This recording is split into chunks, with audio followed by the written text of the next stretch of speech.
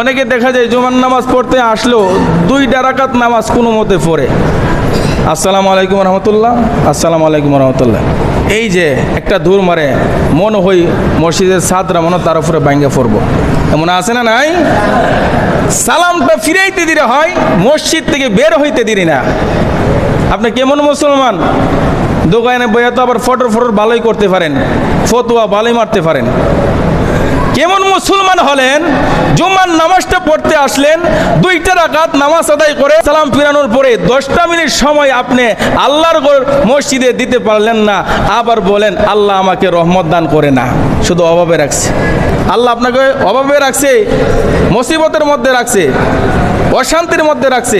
আপনি আল্লাহর কতটুকুন কাজ করতেছেন, আল্লাহ যে আপনাকে বরকত দান করবে? এরপর তো আল্লাহ মহান। যারা পাপিষ্ট, যারা নাফরমান, তাদেরকেও আল্লাহ খাওয়ায় রাখতেছেন। কথা বলুন ঠিক কি না?